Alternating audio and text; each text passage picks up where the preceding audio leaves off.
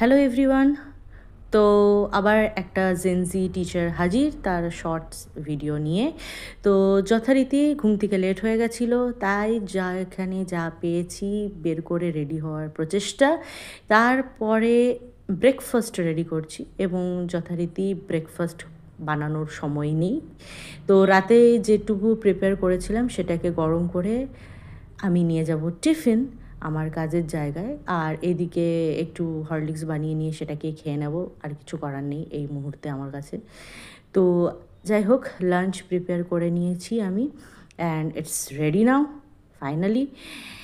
এরপর আমি একটু রেডি হয়ে নিয়েছি। এক সেকেন্ড, আমি একটা ঘড়ি কিনেছি, তো যেটা ভীষণ সুন্দর, অ্যান্ড আই জাস্ট লাভ ইট। এটা বেসিক নর্মাল, বাট আমার ভীষণ পছন্দের। তারপর জাস্ট সকালবেলাটা একটু হ্যাপাঝাপাতেই কেটে গেছে। আমি রেডি বেরোনোর জন্য এবং আমি বেরিয়ে পড়েছি, এবং যথারীতি 90 থেকে 100 কিলোমিটার বেগে আমার ঘোড়া ছুটিয়ে আমি চলে এসেছি আমার কাজের জায়গাতে। হ্যাঁ, যেন আমি প্রাইম মিনিস্টার। 1 মিনিট লেট হলে আমার সময় চলে যায় অনেক। বাট যাই হোক, যথারীতি লাঞ্চ কমপ্লিট করে আজকে 300-র ওপরে খাতা ছিল, কিন্তু আমি 40টা করেছি। দ্যাটস কুল। তো বিগ বাস্কেট থেকে আমার কিছু অর্ডার ছিল, সেই অর্ডারটাকে রিসিভ করে আমি বাড়ি চলে আসি, এবং বাড়িতে এসে একটা পার্সেল রিসিভ করি, যেটা কিছু সক্স ছিল। তোমরা দেখতে চাইলে জানিও, এবং ভীষণ কমফোর্টেবল সক্স ছিল।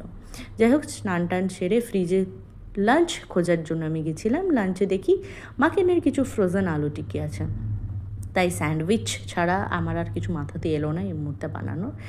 আর ওই রাতেরই পোলাওটুকু ছিল। যাই হোক, স্যান্ডউইচ রেডি। আর সারাদিনের পরিশ্রমের পর এইটুকু যে বানাতে